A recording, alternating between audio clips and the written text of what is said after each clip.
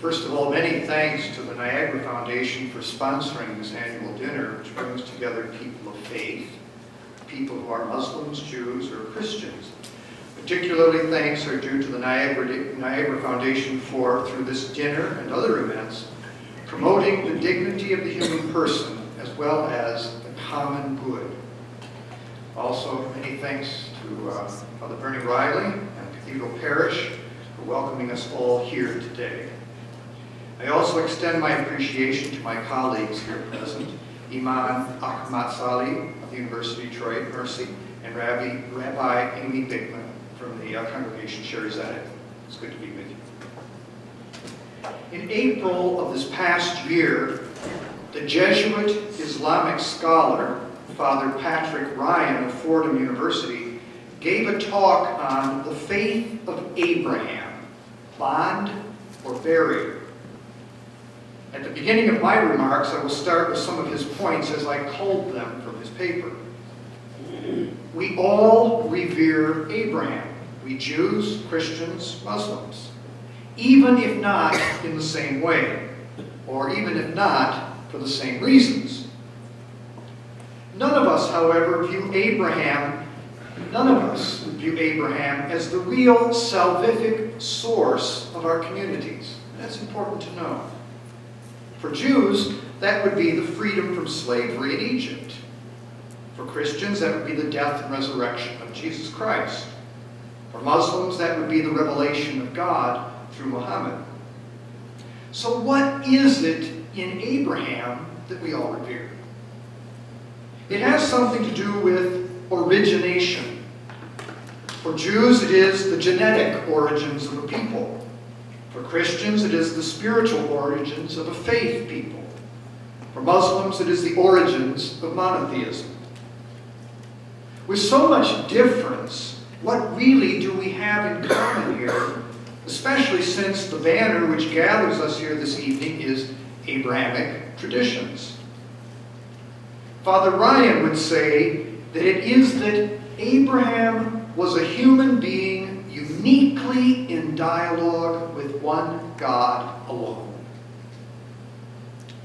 Ryan points out that the one story all three of our religious traditions share about Abraham is his willingness to sacrifice his son at God's command. This has always been one of my favorite textual accounts.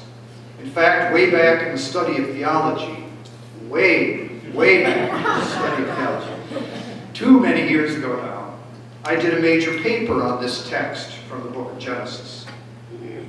One element which I will not talk about, which has intrigued me from the traditional interpretation of this text, is its localization at the high point of the city of Jerusalem, a place revered by Jews, Christians, and Muslims.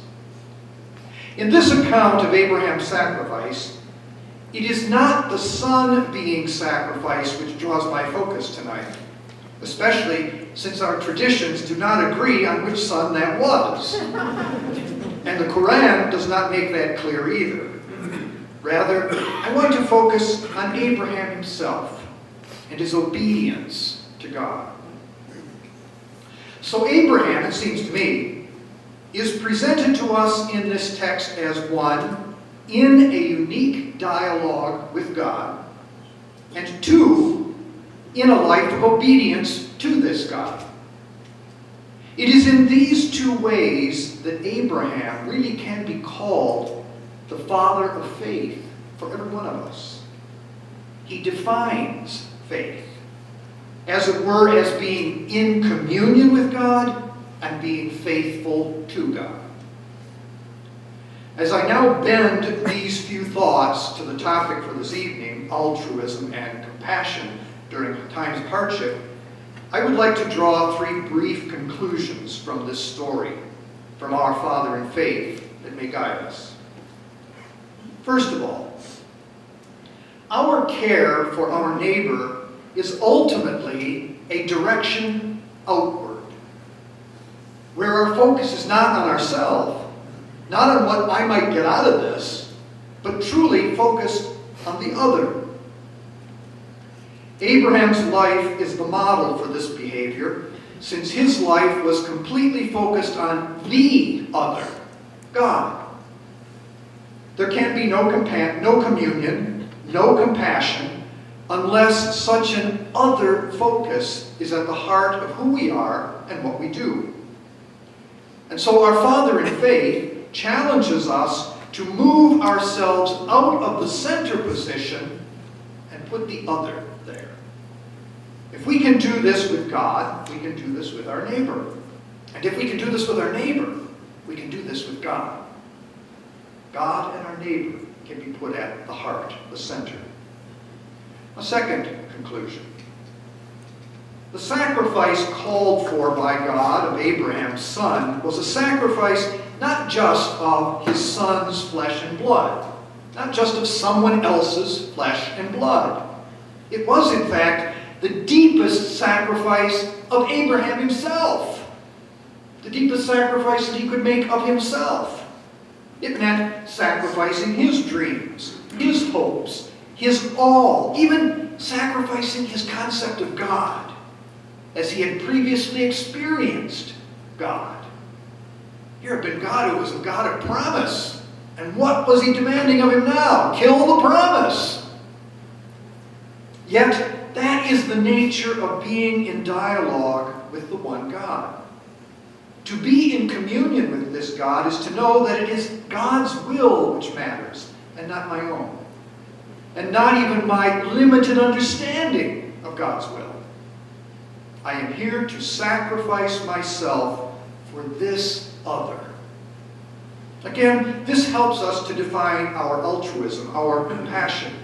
Unless our altruism and compassion involves the very sacrifice of ourselves, our behavior is not worthy to be called altruism and compassion, at least if we are to be sons and daughters of Abraham. Thirdly, third conclusion, this behavior on our part is always an act of obedience, the obedience of faith. I will often point out to people that we humans are mighty strange. Think about this. If we see an old person ready to step in front of a charging bus, we intervene to save that person, oftentimes at risk to ourselves. Why on earth do we do that?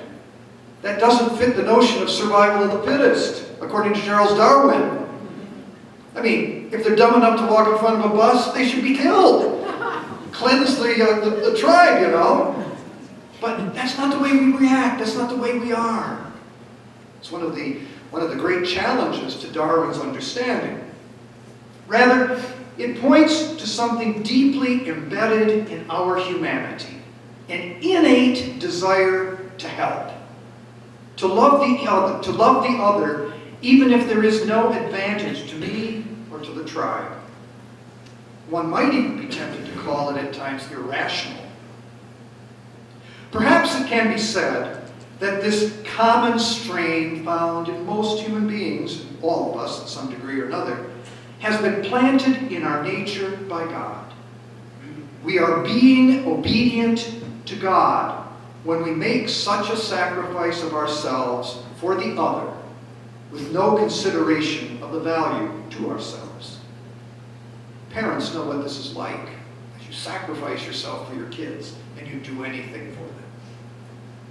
Just as we are all made of the same stardust, just as those energy factories in our cells, those mitochondria, point to a common Eve, just as those Y chromosomes seem to point to a common Adam, so are we all one in this inheritance from God, a willingness to sacrifice ourselves.